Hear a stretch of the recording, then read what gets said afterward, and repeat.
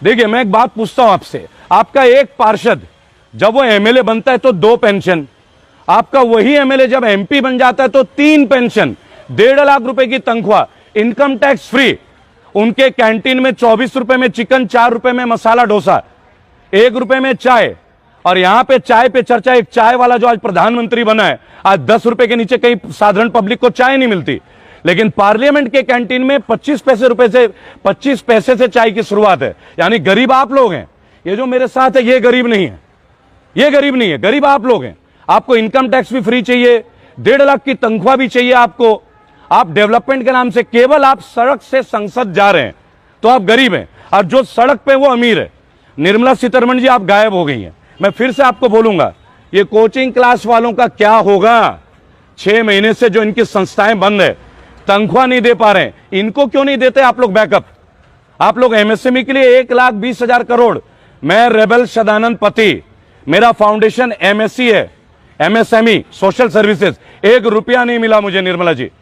मैंने इसीलिए खुलवाया लॉकडाउन में, ताकि आप लोगों को ना नंगा करूं, आप लोगों का पर्दाफाश करूं, और मैं लग रहा हूं। और कितनी बार आप मुझे गिरफ्तार करोगे? 19 बार हो चुका हूं 3 महीने में, 20वीं बार शायद अब होने वाला हूं थोड़ी देर में, लेकिन नहीं डालूंगा मास्क। मास्क तब पहनूंगा जब आप मुझे साबित करो कि कोरोना इस मास्क से रुकता है या नहीं रुकता है। आपने N95 मास्क के बारे में बताया, 800 रुपए महंगे में बिके, ब्लैक में बिके, आज आप कहते हैं N95 मास्क उपयुक्त नहीं है, यानी आप झूठ बोलते थे। चलिए आगे बढ़ते हैं। कोचिंग इंस्टीट्यूट तो बहुत छोटी सी फिरस्त है। और देखिए भाई और बहनों, प्रधानमंत्री जी का एक बहुत अच्छा बात था कि हम क्राइम फ्री कर देंगे देश को, क्राइम फ्री। सबसे ज्यादा हत्याएं उत्तर प्रदेश सरकार में, सबसे ज्यादा हत्याएं, लूट, पत्रकारों की हत्या।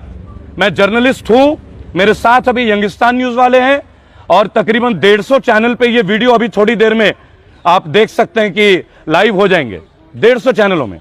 एक सोच की बात है, सोच का विषय है। लेकिन क्राइम का ग्राफ आज की डेट में ये आप देखें, क्राइम यहां से यहां तक, ये क्राइम का लेवल है। केवल पत्रकार आप मार रहे हैं, और तो और जो भी व्यक्ति कुछ आपके सरकार के खिलाफ बोलना जा रहा है, आप उसे उठा के जेल में डाल रहे हैं। अभी तो डॉक्टर कफील खान को छुड़ाया हमने, अखिल गोगोई की बारी है, संजीव भट्ट के लिए मुहिम है, लेकिन इनके लिए तो बहुत सारे लोग हैं। मैं आम लोगों की बात करता हूं। आपने मजदूरों का हाल बेहाल कर दिया। आपको कंगना रनौत के लिए इतनी परवाह हो रही है, करोड़ों रुपए खर्च कर रहे हो, वायु ग्रेड की सिक्योरिटी दे रहे हो। मुझे ये बता दीजिए, औरैया में 24 मजदूर रोटी खाते हुए एक्सीडेंट में मारे गए, और आपने कितने मजदूरों के लिए क्या किया? जो मेरे पीछे, आप लोगों को कुछ मिला है क्या? नहीं मिला है। आज तक मिला है कुछ? आवाज ऊंची करके बोल सकते हैं कि आप देखिए, आप लोग इधर आ सकते हैं, वहां से दिखेगा नहीं। भाई और बहनों इधर आ जाइए। देखिए मैं रेबल सदानंद पति, लोग बोलते हैं एसी कमरों में, शौक नहीं है, मैं तो लोगों के बीच का हूं, उनका बेटा उनका भाई हूं। आप लोगों को सरकार से कुछ मिला है क्या? मिला है कुछ? अम्मा आपको मिला है? और निर्मला जी, आप 1,20,000 करोड़ बांट रहे हैं इस सौंदर्यीकरण के लिए, ये चांदनी चौक के सौंदर्यीकरण के लिए आपने करोड़ों अरबों रुपए खर्च करने का सेंट्रल गवर्नमेंट ने, स्टेट गवर्नमेंट ने अपना ढांचा दे दिया। और यहां जो 5,000 लोग अपनी जीविका चलाते थे, उनके बारे में आपने कुछ सोचा है क्या? कभी सोचा उनका परिवार कैसे चलेगा? क्या आपने उनको कोई बिल्ला या लाइसेंस दिया है क्या? 2 साल तक जो यहां पटरी नहीं लगा सकते हैं, उनके घर में 1,000 रुपए का भी फंड मिला है क्या आप लोगों को? ये हाल है आपका, ये हाल है। मजदूरों का हाल आपने बेहाल कर दिया। आपके लेबर मिनिस्टर, मजदूरों के लिए तो लेबर मिनिस्टर ही होते हैं ना, नाम जानते हैं आप? आपका लेबर मिनिस्टर, श्रम मंत्रालय नहीं जानते ना? मैं बताता हूं, संतोष गंगवार अपने कमरे से बाहर नहीं निकलते भाई साहब, और लेबर मिनिस्टर बने बैठे हैं। हम लोग जाते हैं, अभी मैं मथुरा में था, 15 लोगों की डेथ हुई थी नैती अस्पताल में, आप मेरा वीडियो देखिएगा। 6,54,000 का बिल था, 6 के 6 लाख माफ कराया। हाँ, उनके परिवार को पूरे को नहीं बचा पाया, क्योंकि मैं एक डॉक्टर नहीं हूं। आप मेरे वीडियोस देखिए, मेरा पेज रेबल श्रद्धानंद, आप गूगल पे टाइप कीजिए, फेसबुक पे टाइप कीजिए। भाई और बहनों, मेरा व्हाट्सएप नंबर 8800092747, ये मेरा व्हाट्सएप नंबर है, 8800092747। कम से कम 17 से 18,000 SMS एक घंटे में आते हैं। मेरी लीगल टीम उनके पास जाती है, हम लोगों में होता है। आज मैं आपके बीच चांदनी चौक हूं, कल मैं खुर्जा में रहूंगा, वहां कुछ अत्याचार है, वहां उठ के आपसे बात करूंगा। और कुछ मोदी जी के, भाजपा के विशेष भक्त हैं, वो कहते हैं कि लाइव आके क्या होगा। तो मैं चलिए एक बात आपको पूछता हूं, हर चीज की शुरुआत सड़क से होती है। आपके मोदी जी सड़क से उठ के आए थे, पैदाइशी प्राइम मिनिस्टर नहीं थे। वो रेलवे स्टेशन में चाय बेचा करते थे, आज एक चाय वाला रेलवे स्टेशन बेच रहा है।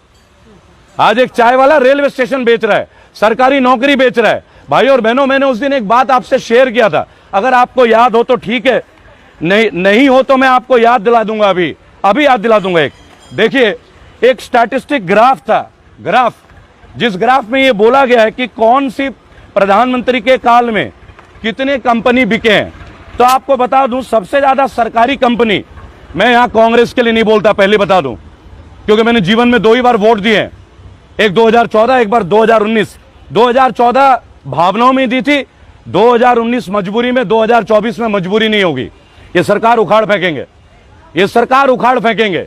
1 लाख लोगों को लेके सोशल डिस्टेंसिंग के साथ नवरात्रों में आपका बेटा बागी श्रद्धानंद ऑन रोड पे एम्प्लॉयमेंट के ऊपर हम रैली निकाल रहे हैं। 1 लाख युवा 10-10 गज की दूरी रख के आपको ह्यूमन चेन बना के दिखाएंगे। हम गालियां नहीं देंगे, हम अपशब्दों का इस्तेमाल नहीं करेंगे, ये हमारे संस्कार नहीं। भाई और बहनों, जवाहरलाल नेहरू ने 33 सरकारी कंपनी लगाई थी और लगभग 16 साल इनका प्राइम मिनिस्टरशिप का दौरा था, एक भी कंपनी बिकी नहीं। लाल बहादुर शास्त्री 5 कंपनी बिकी, एक भी नहीं। इंदिरा गांधी 66, एक भी कंपनी बिकी नहीं। मोरारजी देसाई 9, एक भी कंपनी बिकी नहीं। विश्वनाथ प्रताप सिंह 2, एक भी बिकी नहीं। राजीव गांधी 16, एक भी सरकारी कंपनी बिकी नहीं। एसडी देवेगौड़ा 3, नरसिम्हा राव 14, एक भी बिकी नहीं।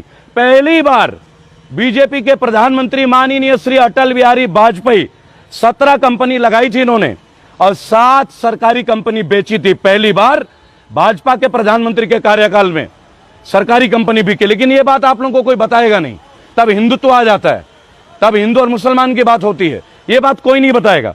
मनमोहन सिंह जी 23 कंपनी लगाते हैं और 3 कंपनी बिकती है, लेकिन माननीय श्री नरेंद्र मोदी जी 0 कंपनी लगाते, एक भी सरकारी कंपनी मोदी जी के राज में नहीं लगता, लेकिन 23 सरकारी कंपनी बेच डालते हैं। 23, और उन 23 सरकारी कंपनी में लाखों लोग जो सरकारी कर्मचारी थे आज बेघर हैं। और उनको निकालने से पहले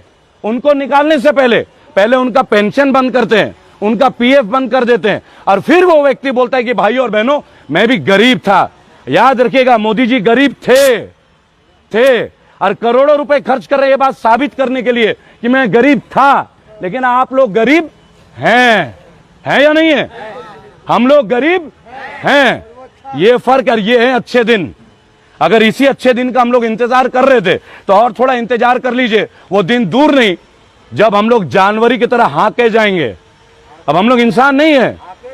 आप देखिए, इधर आके बोलिए, आप लोग इधर आके बोलिए, आज हाँके जा रहे हैं। भाई और बहनों, देखिए, मैं किसी पॉलिटिकल पार्टी का हिस्सा नहीं, मेरा संगठन है रेबल सदानंद पति फाउंडेशन, और इस संगठन में मैं लोगों के बीच होता हूं, उनके मुद्दों को लेके लोग आज सुन रहे हैं।